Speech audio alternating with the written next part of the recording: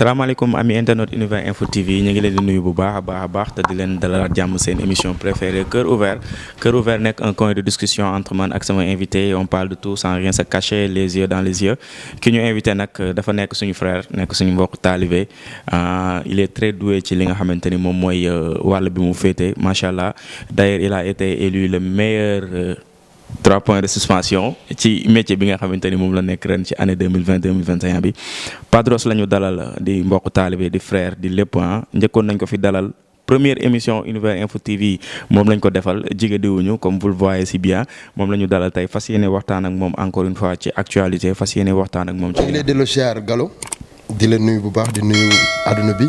di nuyu Sénégal ñi ñu seetaan ñëpp ci Univers Info TV fii moom sama yëf la. waaw yow moom sama mbokk taalibe nga ñu bokk Serigne Saliou bala ak Maram Aïssa ak Sadio Mame Diarra Bousso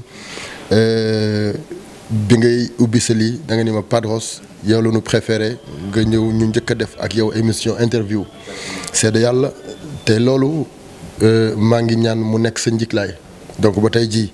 boo soxlawatee Padros à tout moment dama war a disponible ñëw ànd ak yow bien vrai que du ma bëgg sax di def ay interview lu bari mais dafa am ñoo xamante ni sa cër ak ñoom sa cër ak seen cër benn lay doon yow suñu cër li nu boole moo gën ndey ak baay Serigne Saliou moo gën ndey ak baay donc li nu bokk rek war na tax ñuy partager à tout moment donc di la ndokkeel àdduna bi yëpp ci tabaski bi nu jógee di ñaan suñu borom yàlla def jàmm ci réew mi ak mbas mi yàlla dimbalu nu ba mu génn fi comme ni mu fi génnee woon waaw ci barki Cheikhul Khadim comme dañu ni woon màggal Touba moo ne ko foofu yóbbu yàlla na balak maaram ñaan ci réew mi rek ba lépp dem. am na solo boobu nuyoo comme ni ma leen ko waxee moom moo léemu Univers Info TV gis ngeen univers nekk ci xolu gaa yëpp ñëpp bëgg ko macha allah moom moo ko léemu te j'ai pas fait du hasard comme ni ñu koy waxee li tax ma choisir ko xam naa ko parce que xolam yaatu na mën na partager te yéene na ñëpp jàmm mën li muy def surtout moo tax ñu choisir ko te loolu moo tax ñu ñëwaat fi tey parce qu'il a prouvé au monde entier que il fait bien son boulot macha allah il respecte bien son boulot moo tax ñu dalal ko tey mais Padros fi ñu commencé waxtaan bi mooy grand théâtre àddina bi nee na yow yaay l'homme du grand théâtre lan moo ko waral grand théâtre Wally bi passé gis nañu présentation bu époustouflante ba nga fa def comment est venu li nga xamante ni moom mooy boobu choix. waaw naturellement man moom xam nga peut-être bu Wally bi rek moo feeñ peut-être bu Wally bi rek moo ko feeñ mais man pratiquement sur scène noonu lay faral di liggéeyee man su ma nekkee sur scène donc nekkatul Padros te sama passion sur scène la donc te yàlla moo ma nattu ma nekk ci rajo bi nekk ci télé mais sama passion dëgg sur scène la voilà tey mën naa ni su ma amoon xam-xam gu may jàngi scène laay gën a jàngi waaw présence scénique technique de parler voice loolu laay dem travailler ji te ci chemin boobu laa nekk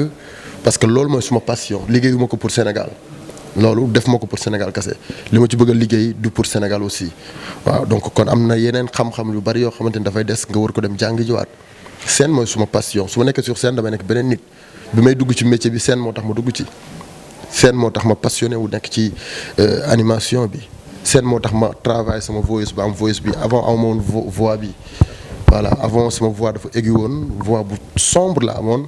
après yàlla dimbali ma de par bëgg-bëgg bi ma bëgg sama liggéey ma travaillé ko tey ba am voix bu rëkk ba lépp lu may soxla sur scène dama koy am quoi li may soxla ci sama micro dama koy am te loolu yëpp dafa laaj ay technique dafa laaj lu bari peut-être su ma nekkee fii di expliquer sax mën na jël temps bi mais sama sur scène beneen affaire la quoi man. genre rendez-vous yooyu nekk rendez-vous yi nga xamante ni sénégalais yëpp dañ koy xaar Padros bi nga yéegee ci kaw scène bi amoo trac wala genre qu'est-ce que tu ressens. musuma dal nag depuis que je suis Khadim Mbaye non musuma dal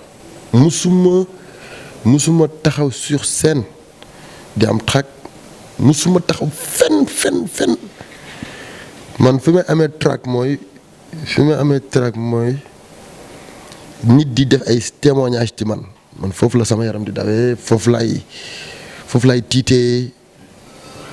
foofu laa naan mënuma jël parole quoi parce que mënuma wax de plus li nit ki def témoignage ci man bu nit di wax ci man loolu rek mën na ma rey man foofu rek laa sentir sama dundin ci àdduna foofu laay amee trac mais aw ma daraay trac fenn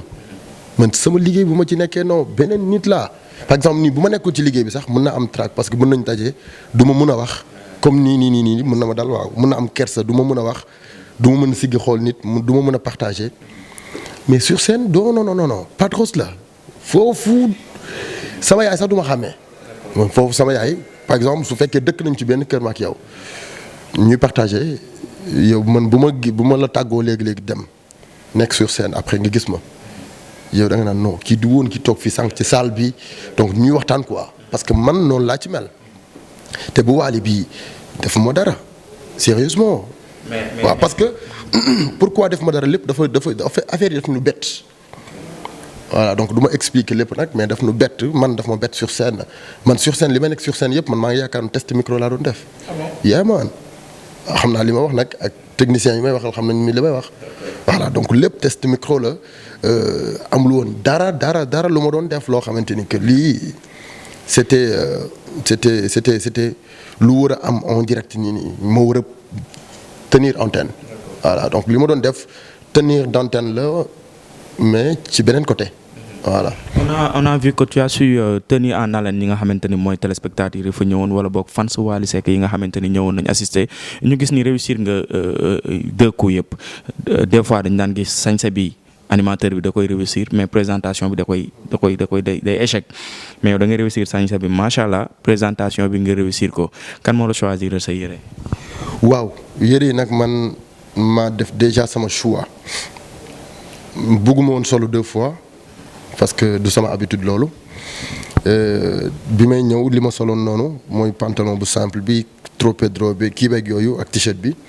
loolu sama doom Chacha moo ma ko habillé donc man bi ma ko solee dama demoon pour le soir ma def benn live vite fait rek delluwaat sama kër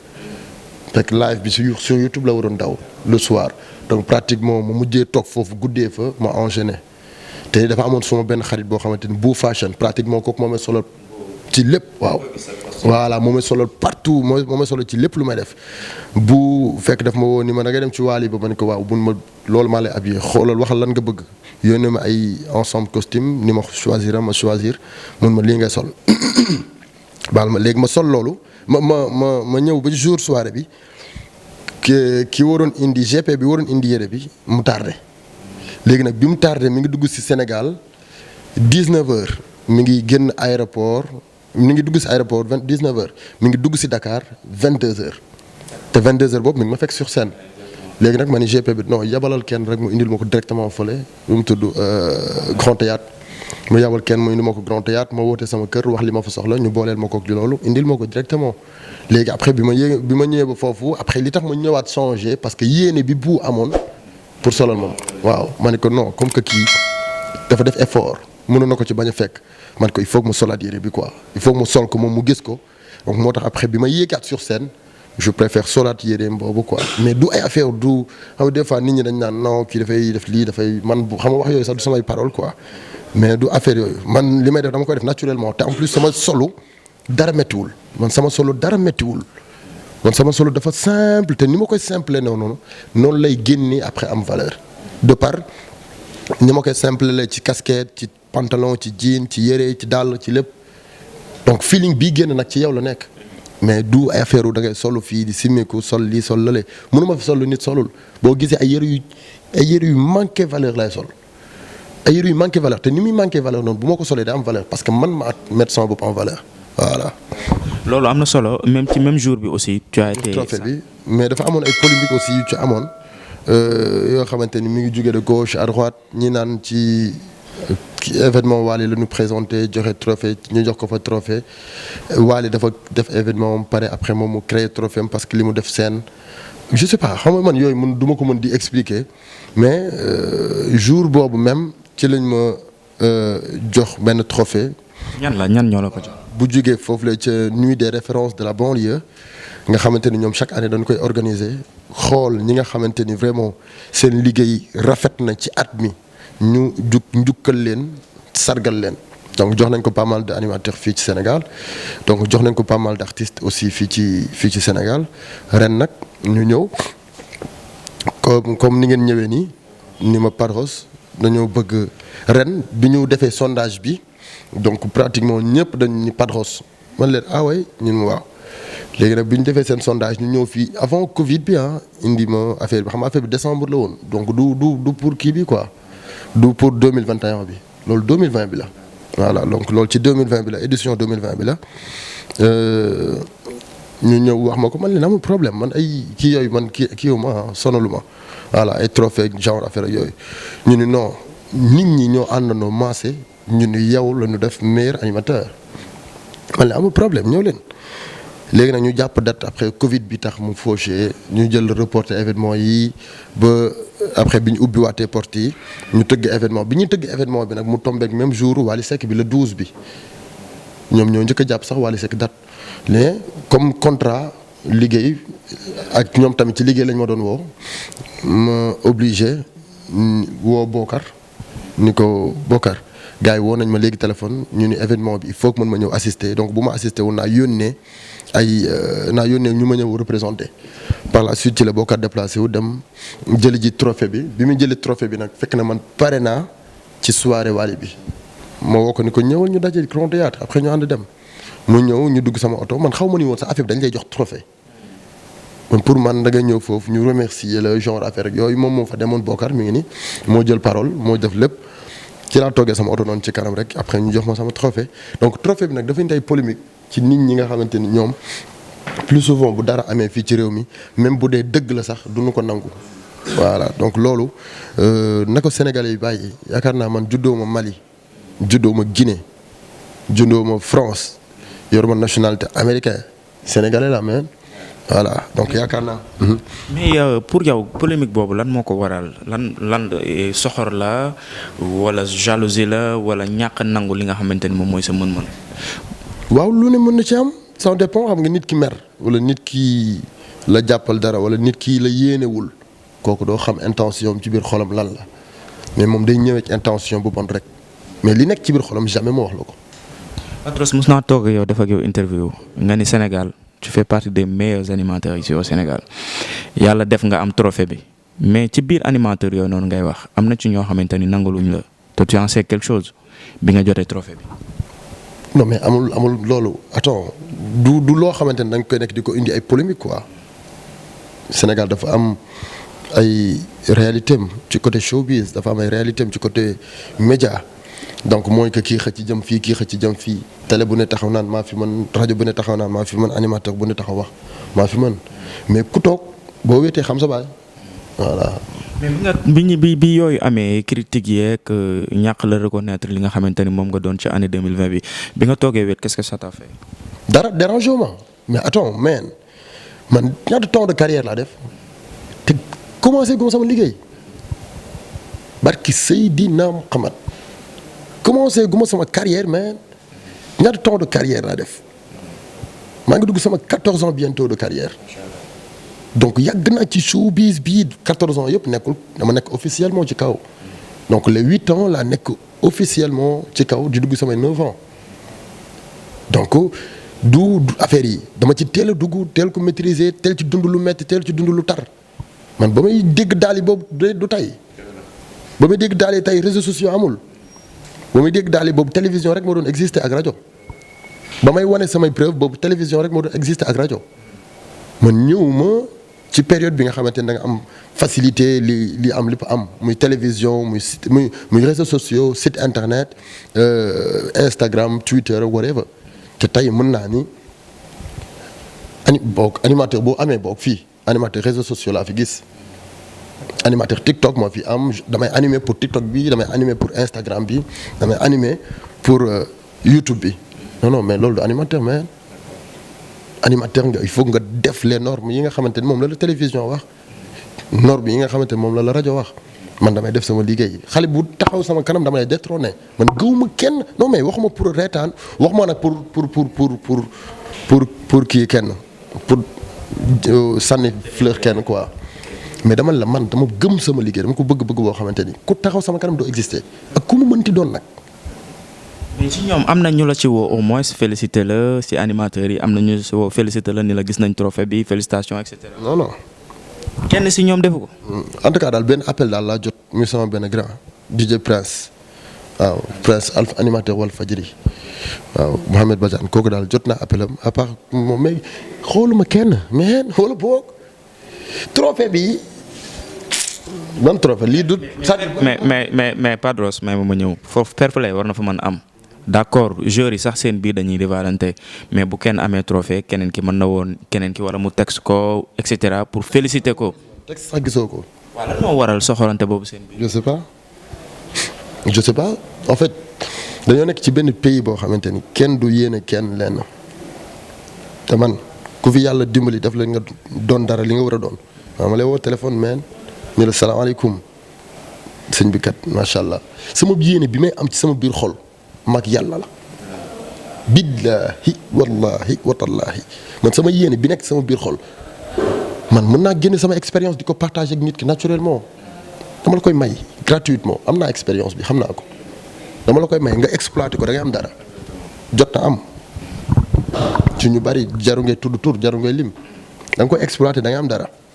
soxoruma en fait soxoruma bokk bu nit amee ndam dama lay woo ma féliciter la. mais am na si ñoo xam ne say xarit lañu woon yow yaa ko daan wax. ba tey gis. say xarit nga am ndam googu ñu la message ñu la pour te féliciter. je sais pas. je sais pas. maintenant affaire bi mu amee trophée bi qu'est-ce que tu as échangé ak DJ Boubs moom non voilà quoi à l'écart. jamais félicité-ma encouragé-ma Alassane woo ma ni ma pourquoi cérémonie bi bu mu amee woo ma man pour ma dem ci cérémonie bi man ko non déjà c'était pas prévu moo tax man maa yaakaaroon ni man maa fay dem finalement ma am beneen liggéey bu ma dab moo tax ma bàyyi Bokar rek mu dem mu ne ah félicitations Alassane Mamadou ñoom ñëpp pratiquement voilà donc ITV ñëpp ci suñu groupe WhatsApp bi ñëpp félicité ma donc comme que félicitation boobu rek la am boobu rek doy na ma sëkk ak barke. waxtaan nga ak DJ Boubs si jalousie boobu di am ci milieu beeg yooyu noonu joxu la ci benn conseil. Boubs xam na man maay kan. ngeen dem ci Boubacar ngeen laaj ko kan mooy Padros waaw ngeen jël seen micro comme ni ngeen ma ko tàllalee nii ngeen dem ci moom ngeen ni ko kan mooy Padros voilà moom mën na la wax livre qui est Padros. moom grand bi dinañ ko seeti ñu ngi koy nuyuwaale au passage amis internautes comme vous le voyez vous êtes sur Univers Info TV dans votre émission Cœur Ouvert ña ngi toog ak ndaanaan bi Mbaye Dogo l'animateur du peuple le meilleur animateur ici au Sénégal du samay wax joxuma ko dañu def gars yi ñoo jox ko donc on a qu'à le féliciter di ko ñaanal yàlla carrière bi nga xamante ni moom moo ci des ci yoonam yàlla gën ko leeral may ko ay yeneen ndam donc ñu dugg rek ci suñu deuxième partie émission Cœur Ouvert comme ni mu ko waxee on parle de tout sans rien se cacher les yeux dans les yeux donc ci actualité la bëgg ñu waxtaanee ko déjà am na benn vidéo boo xamante ni ci internet bi ma ngi def tollé ci ay séries sénégalaises ay jigéen yoo xam ni c'est des sénégalaises di jouer ay scènes yoo xamante ni c'est extraordinaire kenn mosu ko woon a xalaat ni un jour ou l'autre sénégalaise dina jouer lii si fii si suñu biir dëkk mu doon loo xamante ni ku nekk ma ngi ciy wax yow d'abord sa position ci loolu lan la. waaw sama position ci loolu peut-être sax awma ci woon lu ma ci war a wax mais comme dama nekk nit koo xamante ni bu ngeen ma laajee ci yenn nii ak sama tur. donc dinaa ci war a mën a wax en fait nañu delloo si waat xel yi tuuti xam nga tey réseaux sociaux mi ngi yàq suñuy jikko saagakat yi waxkatu lu ñaaw yi sàcc yi arnaqueur yi ngeen baal ma caga yi góor jigéen yi lesbiennes yi ñëpp ñi ngi ci foofu di def lu bon. li wolof njaay naan misaal bi mën naa bañ a sori ndax ku nekk sa bopp doy na la misaal nañu jël suñu bopp ñun ñu defaraat suñu bopp ñun benn par benn waaye bu ñuy nekk ci réseaux sociaux yi di saagante di xastante di waxante lu ñaaw noonu éviter loolu. gis naa vidéo bi ngay wax Lena jigéen la dafa am ay waajur dafa am doom. awma lenn lu ma koy condamner pour man bien vrai que ñi ngi koy saaga ci réseaux sociaux yi partout man xaw ma ko ñi ngi koy saaga ci réseaux sociaux yi partout moom liggéeykat la dañ ne ko ñëwal nga liggéey lii ak lii la ñuy def bu ñu amee ku ñuy condamner wala ku ñuy waxal le réalisateur la ñuy wax ni ko pourquoi ngay jouer lii fii Sénégal réalisateur bi réaliser affaire bi moom la ñuy waxal ni ko pourquoi ngay jouer lii fii Sénégal bu ñuy xas ñooñu la ñu war a xas mais ñaata film moo fi am fii Sénégal ngeen gis ci genre yu mel noonu. dama lay dagg parce que réalisateur bi moom jéewul jabaram jéewul doomam jéewul yow fii nii bu la DJ Boubs defloo woon benn affaire boo xamante ni tu vas montrer en quelque sorte sa partie intime tu vas refuser catégoriquement oui ou non est-ce qu'on est d'accord sur ce point. xam nga bu nu naree waxee foofu day xaw a compliqué mais mën naa la wax man positivement selon ci sama avis xale bu jigéen bi gisoon leen ay partie intime man ni ma ko ni en fait ni ma analyser quoi xam nga nit ku ci nekk ak sa analyse ni ma analyser gisuñu ay partie intime bu ñuy def film li ngeen di yaakaar noonu dañ attends du am de li nit ñi di yaakaar naan non dafa def taatu neen non dañ koy solal leneen léegi jël benn partie rek la ñu jël wane ko découpage la ñuy jël ay extrait yu ndaw yu ñu jël inséré ko donc def ay découpage ba nga yaakaar ni lii moo am te alors que loolu amul kon film ay naxe la comprendre nga leen kay nga ñu war a wax ñi joué loolu mooy réalisateur bi ak les producteurs ñi def loolu la ñu war a wax ni leen lii du norme du ay réalité Sénégal xale bi jigéen nag nga woo ko ba mu ñëw nga ni ko lii prochaine fois bu ñu la joxee genre séquence yi bul ko def parce que da ngay am njaboot nga xamal ko nga conseillé ko loolu xale bu jigéen nga woo ko ba mu ñëw nga conseillé ko waaye du ay saaga moo koy faj du ay xaste moo koy faj du ay wax lu ñaaw moo koy faj. yaa ngi dégg ay nit ñi ngi wax bay sosalaate kii dem nga fii defoon nga lii waxoon nga lii te alors que yooyu yëpp mun voilà. parce que nit bu nekk tamit. bien voilà. voilà. mais aussi au-delà de image yi nga xamante ni moom la ñuy woneeg yooyu noonu la parole ça blesse gars yi dialogue bi ni ñuy waxee dialogue yooyu aussi ça blesse parce que bul fàtte ni genre série yooyu xale yi aussi dañ koy seetaan. organisation ju joore affaire cinéma Sénégal fii voilà non am na benn organisation bu mag bu yore cinématographie xaw ma Sénégal xaw ma naka lañ ko tuddee ñooñu ñoo war a jug wax ak producteurs yi nekk Sénégal ak maison de production yi ñi leen dañoo am ay normes ñun Sénégal ñun dañoo am ay normes yu ñuy defee suñu ay réalisation yii ak yii dañu ko éviter comprendre nga xam nga fii tey bu nu nekkee ci dëkk polémique dëkk boo xamante ni wax rek la ñu bëgg réalisateurs yi bu ñuy réaliser dañuy topp idée wu sénégalais yi pour am plus de vues ci YouTube bi tey film boobu gisuma ko de mais boo demee sur YouTube xam naa fi mu ne ni bokk na ci les meilleures vidéos ci tendance yi bien sûr les meilleures vidéos actuellement ci tendance yi parce que ñëpp dañuy dem découvrir ji ko léegi nag ñoo ñu ngi profité di jaay seen yëf te lii la ci réalisateur bi bëggoon lii la ci producteur bi bëggoon comprendre nga donc foofu la nit ñi di profité war a di conscientiser seen bopp di comprendre yenn yi tubaab yi ñuy toppandoo ñoom dañ ñuy nax kon ñun bu ñu nax suñu bopp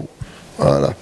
mais est-ce que tu es d'accord à ce que ñu tëj wala ñu arrêté saison bi nga xamante ni moom mooy daw jamono ji nii ci série boobu. lépp lu ci yoon war a def kay na ko ci def man sama yoon nekku ci de waaw en tout cas l'essentiel mooy que ay ndaw lañu dañuy liggéey bu ñu leen bloqué mooy tardé nañ leen nañuy waxtaan ak ñoom voilà bu ñu leen bloqué mooy tardé nañu leen te dëkk bi yor nañ dañoo nekk ci dëkk boo xamante ni développé wul à ce point comme ni ñu ko war a jàppee kon ku ñu fi tere liggéey rek tardé nañu la nañu bàyyi ñëpp ñu liggéey képp ku def naka sudul noonu ñu woo la gindi la nga defaat ko nag ñu waxaat ak yow nga defaat ko ñu tëj la ci kaso bi c'est tout c'est ça. loolu am na solo c'est Padros Mbaye moom la ñu dalal tey fii ci Univers Info TV mais Padros gis nañ ni jamono jii nii tamit xawaat na doy waar ci Covid bi nga xamante ni depuis 2 ans mag ñu téye mënuñu def benn activité boo xamante ni noonu lañ ko daan defee troisième vague bi ña ngi koy annoncé déjà on voit beaucoup de morts depuis fan yi mujj yi ñu génn la preuve tey reportage bu ñu def Yoff rek li ñu jot tey ci ay corps gëj nañ ko jot trop ci li nga xamante ni moom mooy Covid bi yow situation boobu aussi tamit nag nga koy dundee en tant que un homme célèbre en tant que un porteur de voix. maanaam ñu xam ni feebar bi dëgg la surtout troisième vague bi dëgg la. donc jot ngeen message bi nga xamante ni Padros moom moo ko lancé à l'endroit des téléspectateurs de Univers Info ou bien des internautes de Univers Info TV c'est toujours un plaisir de le recevoir waxtaan ak moom ci li nga xamante ni moom mooy actualité gis nga lépp lu ñuy waxtaanee ak moom rek day doon loo xamante ni ku ko seetaan dina si jëlee njariñ on a parlé pas mal de points ak moom ci li nga xamante ni moom mooy situation dëkk bi waaye aussi ci carrière am mais Padros fan nga jëm ak ñun quels sont les projets. waaw projet yi nag ak a bari waaw bari na trop. yi gën a jàmp nii. gis naa yàgg Momar temps yi da ngeen a doy waar fu ne ngeen di dugg. kan Bokar. Bokar. dafa am lu ñuy préparé nag. waaw mais mën nañ ci wax tuuti rek en tout cas Padros Show la. voilà te ci yeneen ak yeneen dañu ñu gis ci ay affaire yu garaaw. Show Grand Théâtre lay jëm ak ñun wala ban salle. Padros Show en tout cas Padros Show après bu ñëwee di ngeen comprendre. animation lay doon wala je sais pas. Padros Show. lu musta am Sénégal. Bokar doo ñëw leeralal ñu loolu. waaw lu musta am Sénégal est-ce que du ma ne lu musta am Afrique sax waaw xam naa sama bopp xam naa dama am lu ma mën xam naa ni dama mën sama liggéey léegi li dese mooy wane ko te wane guma ko te nee naa te wax naa Sénégalais yëpp ni man tàmbalee guma sama carrière su ma la waxoon sama âge at yi ma am danga naa ma non mais kii xanaa bi muy raam la dugg ci liggéey bi xale bu tuuti laa demaguma fenn. donc kii doogay ñëw tey pour nekk animateur na jàpp ni maag moom ñoo duggandoo baax ñoo dalandoo baax waaw donc tàmbalee gu ma dara ci liggéey bi dafa gu ma ci dara donc yàlla dimbali nañu nag teel nañ ci dugg parce que dañu ko bëgg dañu ko gëm